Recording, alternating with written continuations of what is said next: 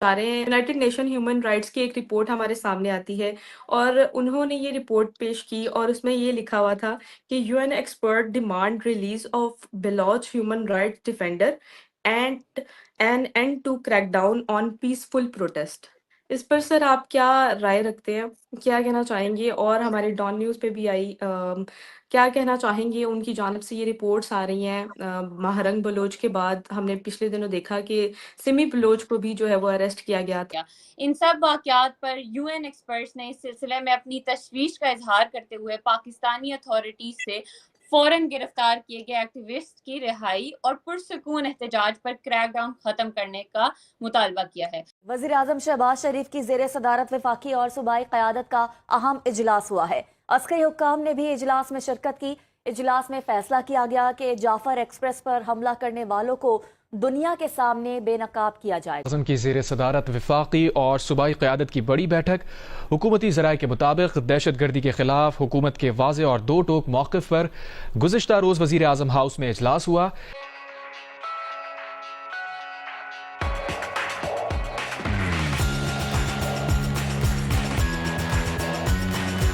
Security forces के साथ engage हो गए और वहां पे इन्होंने लॉ एंड ऑर्डर को अपने हाथ में लेने की कोशिश की। तो इस पे मैं क्या कहूं? इस पे मैं सिर्फ यही कहूंगा कि जो अक़वाम मुत्तहिदा है उसके पास इतने बड़े बड़े मसाइल हैं कि जिनके ऊपर अक़वाम मुत्तहिदा को तवज्जो देनी चाहिए, जहां पे लोग वाकई जिंदगी अपनी हार रहे हैं। वो एक इस्तेसाल, बमबारी, मतलब बच्चे मर रहे हैं, औरतें मर रही हैं, मतलब लोग मर रहे हैं। वो मुझसे बेहतर आप जानती हैं कि मैं मिडिल ईस्ट का जिक्र कर रहा हूं कि जहां पे एक ऐसी खौफनाक, मतलब एक ब्रूटल, जिसको इंटरनेशनल क्रिमिनल कोर्ट भी जो है वो जेनोसाइड करार दे चुकी है। नस्ल कुशी कहते हैं उसको, कि आप एक पूरी कौम को ही खत्म कर दें, उनके बच्चों पे हमले करें और वो सारा कुछ। तो अक़वाम मुत्तहिदा वहां पे उनको तवज्जो देनी चाहिए। इसके अलावा थोड़ी सी तवज्जो उनको देनी चाहिए कि जो प्राइम मिनिस्टर ऑफ पाकिस्तान के स्पेशल रिप्रेजेंटेटिव ने अगले दिन सलामती कौंसिल में कहा कि जनाब आप कश्मीर का जो मसला है उसको अभी किसी जगह पे पहुंचाएं, क्योंकि 78 साल हो गए हैं और इसके ऊपर जो पाकिस्तान है, इंडिया है, ये दोनों अपनी मर्जी से अक़वाम मुत्तहिदा में आए थे, तो उसको ख़त्म करें। तो ये जो दो ख्वातीन हैं इसके ऊपर तो जो उनका बयान आया है, ये आप यूं ही कह लें कि बस एक रूटीन का बयान है, उन्होंने दे दिया है। वहां पे अगर लोगों को इंसाफ नहीं मिल रहा है, अगर किसी ने वहां पे बात उठाई है, डॉक्टर महारंग बलोच है, समी जी है, उन्होंने अगर बात उठाई है तो उनको भी बख्शा नहीं गया। उनको भी जो है टेरर चार्जेस में, ये आपके डॉन का रिपोर्ट है, ये मेरी खुद की जुबान नहीं है, डॉन का रिपोर्ट है कि महारंग बलोच को जो है अंडर टेरर चार्जेस उनको अरेस्ट किया गया है। उसके बाद उसके खिलाफ जो प्रोटेस्ट करने आई, उस अरेस्ट के खिलाफ जो समी बलोच प्रोटेस्ट करने आई, उनको भी अरेस्ट किया गया। ठीक है, जो सरकार के खिलाफ, पाकिस्तान सरकार के खिलाफ बलूच में आवाज उठा रहा है, या तो उनको लाठियां बरसाई जाती है या उनको जेलों के पीछे धकेला जाता है, या ऐसे कुछ लोग हैं जिनको अरेस्ट भी किया गया है एंड अभी तक उनको ये नहीं पता है कि वो कहाँ पे है, किस जेल में है, किस थाने में है, किस पुलिस पोस्ट में है।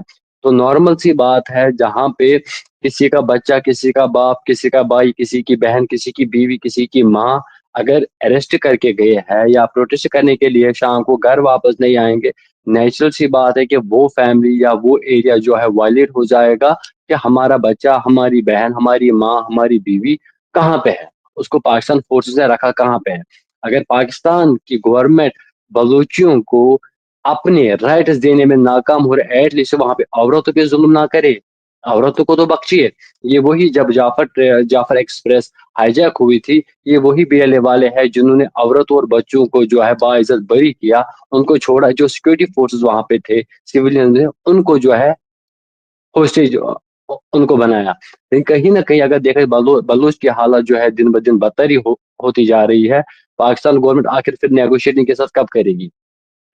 प्रोटेस्ट करना गलत बात है, सरकार के खिलाफ प्रोटेस्ट करना कहीं गलत बात है क्या? वहां पे डेमोक्रेटिक कंट्री है नहीं, डेमोक्रेसी है नहीं, फ्रीडम ऑफ स्पीच किसी के पास है नहीं। जो कुछ भी बलोची बोलते हैं उनके खिलाफ कार्रवाई होती है, उनको अरेस्ट किया जाता है, उनको मारा जाता है, उनको पीटा जाता है, उनको अलग अलग कई कई जगहों की जेलों में बंद रखा जाता है। एंड उनकी फैमिलीज अभी तक अवेयर नहीं है कि आखिर कौन से पोस्ट में है, किस पुलिस ने लिया है, कहाँ पे रखा गया है। ठीक है تو اس کے بعد میجر صاحب نے بات کی کہ کشمیر کا یو این، اور اس نے یہ میجر صاحب نے یہ بھی کہا کہ یو این کے اپنے ان کو ہوتے جن میں اسٹیٹمنٹ خالی اسٹیٹمنٹ ہے.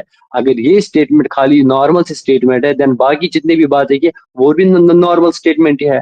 وہ کیسے سیریس اسٹیٹمنٹ ہے؟ انہوں نے کشمیر کی بات کی، پھر وہ کیسے سیریس اسٹیٹمنٹ ہے؟ اگر بلوچوں کے خلاف کسی نے یو این سے کوئی اسٹیٹمنٹ جاری کی گئی ہے، وہاں پہ ہیومن رائٹس وائلیشن ہو رہی ہے، ان کو چھوڑنے کی ڈیمانڈ کی ہے، اینڈ جو پروٹیسٹ ہو رہے ہیں ان کو پروٹیسٹ کرنے کی جو ہے انومتی مانگی ہے، تو اگر یہ میجر صاحب کہہ رہے کہ یہ نارمل اسٹیٹمنٹ ہے، ایسی کوئی اسٹیٹمنٹ ہے ہی نہیں، اتنی سیریس ہے ہی نہیں، دین باقی جتنے بھی یو این ریزولوشن، جتنے بھی یو این اسٹیٹمنٹس ہیں پھر وہ بھی نارمل ہی ہے، اس کو بھی ہم نارملی لے رہے ہیں. ایون اگر بلوچ کی اسٹیٹمنٹ میجر صاحب کچھ پرسنٹ سیریس لے رہا ہے، ہم کشمیر کے اگر یو این کے ریزولوشن ہے یا پاکستان کا پروپیگنڈا ہے اس کو ہم 0 پوائنٹ بھی نہیں لے رہے ہیں. وہ اس کا کوئی ویلیو ہمارے پاس ہے نہیں. اس کے بعد فلسطین کی بات کی میں نے آپ کو کہیں 1000 بار کہا ہے، ہر کس ڈیبیٹ میں کہہ رہا ہوں، جہاں پہ بھی سویلین کیجویلٹی ہو، جہاں پہ بھی سویلین کی جان جائے، چاہے ہندو ہو، مسلم ہو، سکھ ہو، عیسائی ہو، پاکستان میں ہو، انڈیا میں ہو، فلسطین میں ہو، اسرائیل میں ہو، یو ایس اے میں ہو، افغانستان، جہاں کہیں پہ بھی کسی سویلین کی جان چلی جائے گی اس کے خلاف میں بات کروں گا. کہ پاکستان کو جیسے ڈیولپنگ کنٹریز کو ہمیشہ یہ چیلنج رہتا ہے. دیکھیں ایک نئی ریاست اسٹیٹ بنتی ہے، اس کے بعد کچھ علاقوں میں ڈیولپمنٹ نہیں ہے، کچھ علاقوں میں جو ہے وہ ڈیولپمنٹ موجود ہے. کہیں پہ ہم نے دیکھا کہ پاکستان میں آپ کو یاد ہوگا ملٹری ڈکٹیٹرز آئے، کبھی ہمارے دور میں ہائبرڈ رجیم ہوتے ہیں، کبھی ہمیں کہا جاتا ہے ہمارے پاس اتھارٹیرین رجیم ہے. تو ہمارے یہ جو انٹرنل مسئلے ہیں ان کی وجہ سے دنیا اکثر ہمیں جو ہے وہ سوال کرتی رہتی ہے.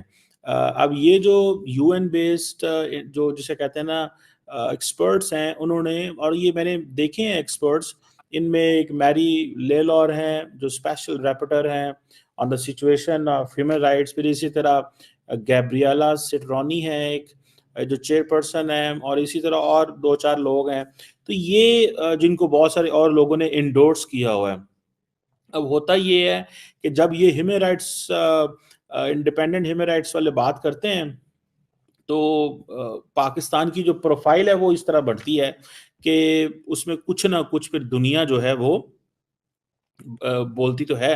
اب یہ جو آج پاکستان کے فارن آفس نے بھی کہا ہے کہ جی ان کو ہماری سچویشن کا پتہ نہیں ہے، یہ کیا ہو رہا ہے. لیکن اس کے ساتھ ساتھ میرا خیال ہے ایک اور بات بھی ہے کہ یہ جو انٹرنیشنل جو یونائٹڈ نیشن ہو یا باقی جو ادارے ہوں، جب یہ ان ملکوں میں تنقید کرتے ہیں جو اکنامکلی پاورفل ہوتے ہیں تو اس تنقید کی کوئی ویلیو نہیں رہتی. وہ جو طاقتور ملک ہیں وہ اگنور کر دیتے ہیں. جیسے بھارت ہے، بھارت اکنامکلی طاقتور ہے، بھارت کسی ادارے کو انٹرنیشنلی پریشرائز نہیں کرنے دیتا اپنے ملک کو، جو مرضی وہ کرتے رہیں. پاکستان کو ظاہری بات ہے مسئلہ مسائل ہوتا ہے. اگر آپ کو یاد ہو تھوڑا عرصہ پہلے یورپین یونین کا ایک کمیشن آیا تھا اور جو ہیومن رائٹس کے حوالے سے، تو وہ سیدھا سیدھا پاکستان کو کہہ کے گئے تھے کہ بھائی صاحب اگر آپ نے اپنے ہیومن رائٹس ریکارڈ ٹھیک نہ کیا، اس وقت یہ چل رہا تھا ایشو، آپ کو یاد ہوگا کہ جب ملٹری کورٹس جو ہیں وہ عمران خان کی پارٹی کو سزائیں دے رہے تھے، تو وہ کہہ کے چلے گئے کہ بھائی صاحب اگر آپ اپنا ہیومن رائٹس ریکارڈ ٹھیک نہیں کریں گے، آپ اگر ملٹری کورٹس کو یوز کریں گے تو دین ہم مجبور ہو جائیں گے آپ سے جی ایس پی پلس اسٹیٹس لینے میں واپس. اچھا بھارت کو تو ایسا کوئی چیلنج نہیں ہے، بھارت تو پرواہ نہیں کرتا کسی کی.